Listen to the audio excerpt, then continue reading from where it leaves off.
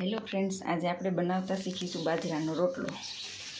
તો બાજરાનો રોટલો બનાવવા માટે મેં આટલો એક કૂબો જેટલો, અડધી વાટકી જેટલો બાજરાનો લોટ લીધો છે.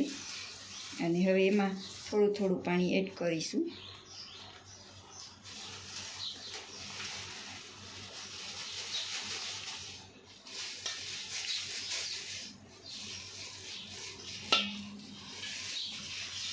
આ બધો લોટ ભેગો થઈ જાય એટલું પાણી એમાં ઉમેરવાનું.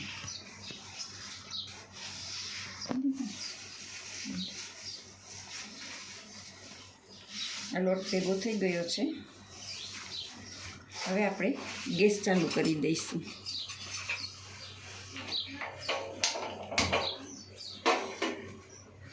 અમે કાણાવાળી તાવડી મૂકી છે. આપણે લોટ મસળી લઈએ ત્યાં સુધીમાં આપણી તાવડી તપી જાય છે. હવે આપણે ધીમે ધીમે થોડું થોડું પાણી હાથમાં લેતા જઈશું અને લોટને મસળતું જવાનું.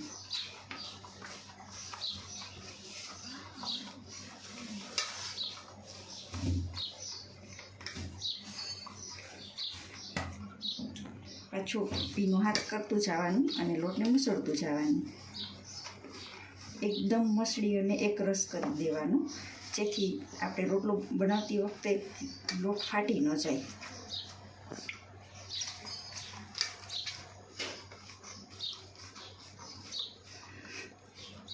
આ લોટને આપણે જેટલો મસળીએ તેટલો જ આપણને રોટલો મીઠો લાગે છે અને સરસ વ્હાઈટ થાય છે રોટલો.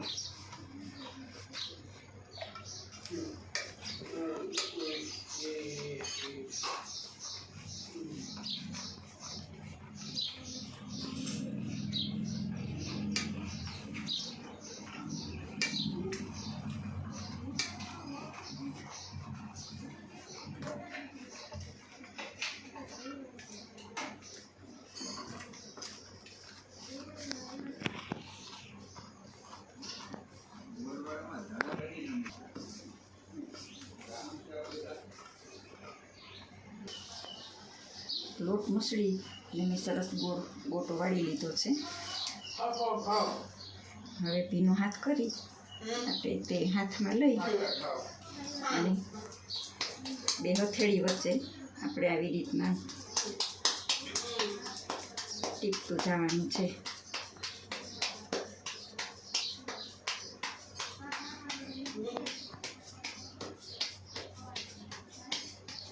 રોટલો હથેળીના આ ભાગથી ટીપવાનો હોય છે, જેથી કરીને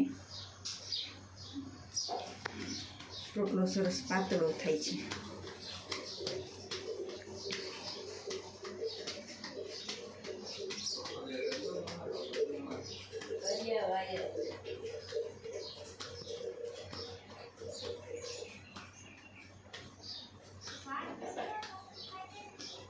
જો આપણે એકદમ મસળીને કર્યો છે ને, તો આપણો રોટલો સરસ ક્યાંય એકેય બાજુથી કિનારી ફાટી નથી.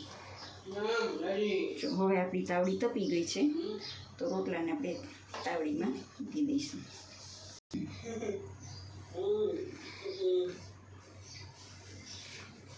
હવે આપણે રોટલાને સહેજ આમ ઊંચો કરી અને જોઈ લઈશું.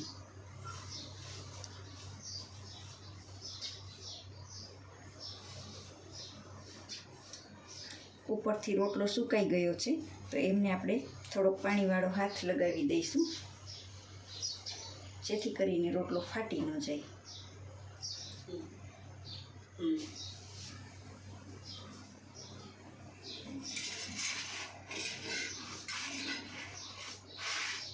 જો રોટલામાં સરસ ડિઝાઇન પડી ગઈ છે, એટલે આપણે રોટલાને ઉલટો કરી નાખીશું. હવે આપણે રોટલાને પાછો ઊંચો કરી અને જોઈ લઈશું. હજી તે બાજુ ડિઝાઇન ઓછી ઉઠી છે, તો આપણે એને પાકવા દઈશું.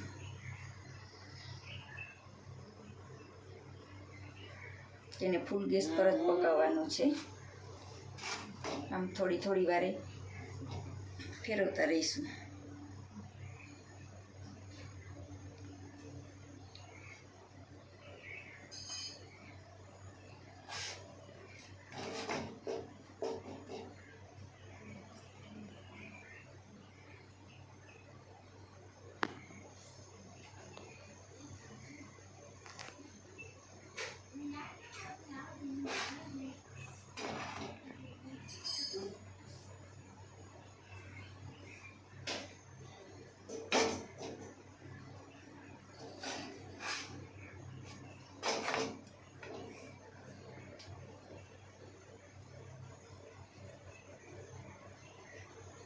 રોટલાને વારંવાર ઉલટા સીધો ફેરવવાનો નથી, પણ એક જ સાઈડ આખી પાકી જાય પછી તેને ઉલટો કરવાનો છે.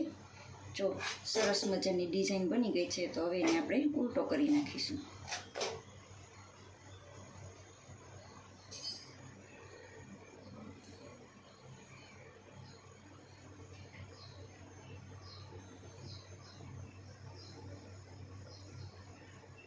રોટલાને ડાયરેક્ટ ગેસ ઉપર પકાવવા કરતાં તાવડીમાં આપણે ઉલટો કરી અને ફૂલાવી લઈએ અને પકાવી લઈશું, તો એ રોટલો વધારે મીઠાશવાળો લાગશે.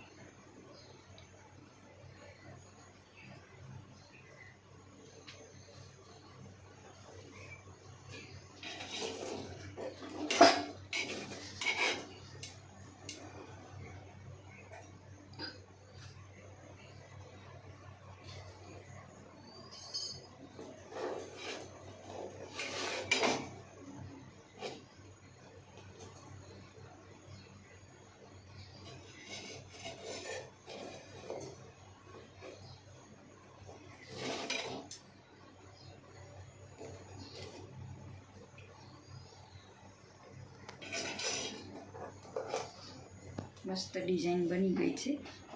તો તૈયાર છે આપણો બાજરાનો રોટલો. હવે તેને આપણે ઉપરનું પડ ખોલી અને સરસ દેશી ઘી લગાવી દઈશું.